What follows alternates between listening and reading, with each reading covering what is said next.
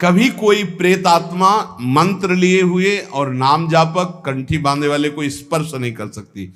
वायु और अग्नि, इस तत्व का उनके अंदर विशेष प्रवेश रहता है, और आकाश तत्व, उनमें जल और पृथ्वी तत्व का, इसलिए जैसे देवता कोई रूप धारण कर सकता है, अंतर ध्यान कर सकता है, ऐसी उनमें शक्ति होती है, पर वो किसी को स्पर्श नहीं कर सकते। वो स्पर्श उसी को करते हैं जो बिल्कुल उनकी कैटेगरी के होते हैं।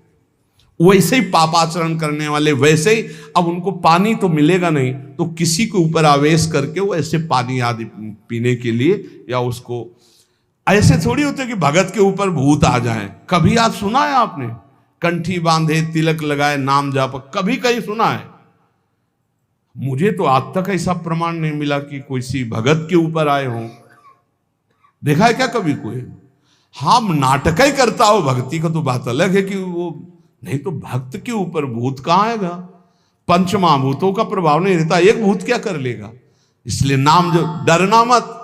तो या करे समस्त भूतों के प्रति अपने समान बर्ताव करता हो। भूत से नहीं मतलब प्राणियों से मतलब, सब भूत ही है जो भजन न करे। कोई डर तुम्हारे अंदर नहीं रहेगा यदि नाम रूपी अंग रक्षक हमारे पास है। हर समय नाम। बचपन में जब थे तो एक दो गली ऐसी पड़ती थी, जैसे अब जानवर जहां बंद थे वहां जाना है, या घर वहां से घर जाना है, तो अंधेरा पड़ता था, गांव में बिजली होती नहीं थी। तो जैसे माता जी से कहते थे बहुत डर लगता है, तो कहती बच्चा जय हनुमान जय हनुमान जय हनुमान कहा करो, डर नहीं लगेगा। तो उस समय बचपन में संस्कार डाले गए थे कि जब गली में पहुंचते तो अंधेरे में कोई भूत वूत ना हो, तो वह आंख बिल्कुल सीधी करके जय हनुमान जय हनुमान जय हनुमान जय हनुमान दौड़ के गली अंधेरे के निकल जाते थे। वही संस्कार गंगा किनारे भी काम किए कि जीव सब जहां भय लगता तो वहां जोर से भगवान नाम जब कीर्तन शुरू हो जाता। कभी ऐसा नहीं कि कभी दिखे नहीं, ऐसा नहीं, दिखे हैं, पर कभी भय का माहौल नहीं आया। भगवान नाम बहुत बड़ा अंग रक्षक है। नाम पहारू दिवस निश, ये बात ध्यान रख, हर समय नाम जप करो, कोई भय नहीं।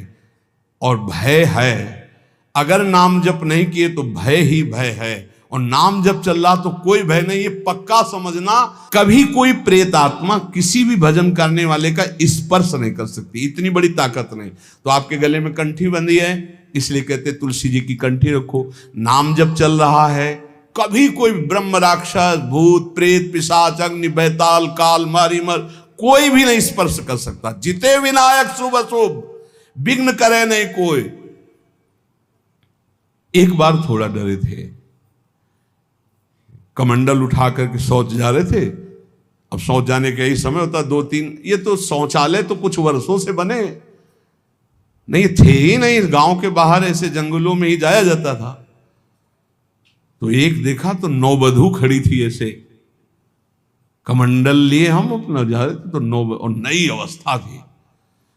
तो विचार है कि जहां पुरुष, वो उधर माताओं के अलग वो क्षेत्र होते थे, उधर पुरुष नहीं जाते थे। जिस क्षेत्र में माताएं नित्य क्रिया करने जाती थी और जिस क्षेत्र में पुरुष जाते थे माता, तो हमने कहा नौवधू है शायद, इसे पता नहीं यहां बैठना चाहती, तो रफ्तार बढ़ाई।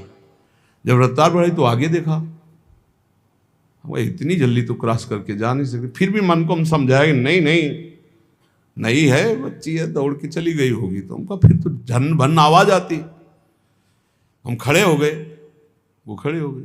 उनका शायद यहां सोच होना चाहती होगी, तो आगे बढ़े तो वो बढ़ने लगे। वह गांव तो बहुत दूर छूट गया, और ये बार बार आगे पीछे, वह कौन हो, तो ना हमारी तरफ देखना ना, बस फिर घूंघट काट के से, अरे हमका मामला गड़बड़ है। कमंडल का पानी ढरकाया समीर अपना नाम जप करते हुए। वहां कुछ नहीं था, लौट के देखा कुछ नहीं, थोड़ी देर में लौट के कुछ नहीं। देखो नाम चल रहा है तो ये अनुभव करो, कोई डर नहीं तुम्हें छुएगा, इसलिए हर समय डरते रहो, नाम जप करते रहो। हमने सत्संग में प्रसंग सुनाया है, एक पुलिसमैन जो है वो ड्यूटी करके आ रहा था, नाइट ड्यूटी। तो रास्ते में एक नवयुवती मिली, तो उसने कहा कि मैं रास्ता भूल गई हूं और आज आप अपने घर ले चलो। उसका ब्याह हुआ नहीं था, पवित्र भाव से वो घर ले गया।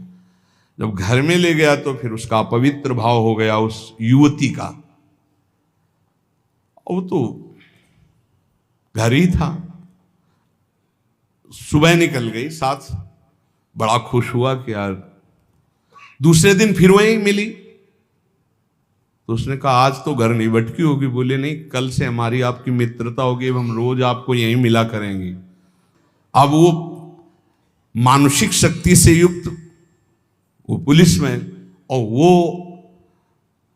वो प्रेतियोनि को प्राप्त, जिसे चुड़ैल कहते, ऐसी वो।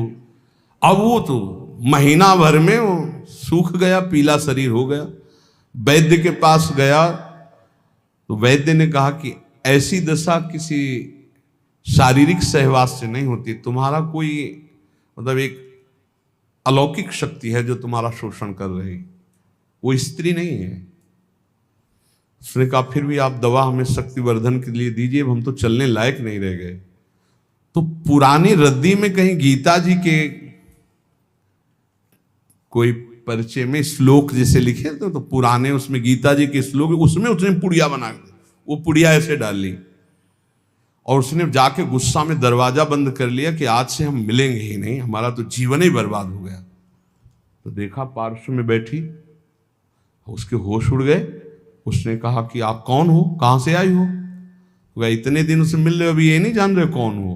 बोले कहां से आए हो? वह झरोखे से आई। तो उसके होश उड़ गए, झरोखे से आई इसका मतलब। तो उसने कहा दूर क्यों हो, तुम आते ही हमारे को स्पर्श करती थी, आज स्पर्श। बोले पुड़िया हटाओ जेब से। उसने पुड़िया में क्या है? बोले इसमें गीता का श्लोक लिखा हुआ है, मैं तुम्हें स्पर्श तब तक नहीं करूंगी जब तक है, और देखो तुम हमें तनिक भी प्यार करते हो तो पुड़िया हटाओ। उसने कहा पुड़िया कैसे हटा सकते हैं अब? उस दिन वो बैठी रही पर स्पर्श नहीं हुआ और समय आने पर चली गई। दूसरे दिन उसने गीता का पूरा जेब में रख लिया और जहां आती ना यदा यदा धर्मस्य ग्लानिर्भवति, आना ही बंद हो गया। गीता जी, भगवान का नाम, भगवान की लीला, भगवान की चरित्र, तुलसी जी चरणामृत, ये हम सब सेवन। रज रानी हमको भूत लगेगा? नहीं भाई, ये कल्याण के लिए आते हैं, डरो मत। ये ना डरे कि वृंदावन में भूत है। क्या जानते हो आप? भगवत चरित्र पढ़ के देखो, जो ब्रज के भक्तों के चरित्र कैसे मिलते हैं, चरित्र जिनमें ऐसा। तो संतों से अपना कल्याण करने आते हैं, डरना नहीं। नाम है तो डर कैसा? बिल्कुल मत डरना। और जिसको डर लगे तो रात भर जग के भजन करना, और क्या बोले कमरे में। डर है नहीं, पक्का डर नहीं। अच्छा, भूत में भी तो भगवान है। एक बार नामदेव जी के सामने भूत प्रकट हुआ, खूब लंबा।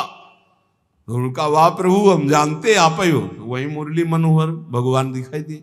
कोई चराचर जगत में मत्ता परतरम नान्यत किंचिदस्ति धनंजय, भगवान की सिवा कोई नहीं। इसलिए खूब नाम जप करो, निर्भय रहो, स्वस्थ शरीर रहे, ऐसे आचरण करो, क्योंकि इसी शरीर से भगवत प्राप्ति होनी। शेष चर्चा आगे। श्री राधा वल्लभ लाल की।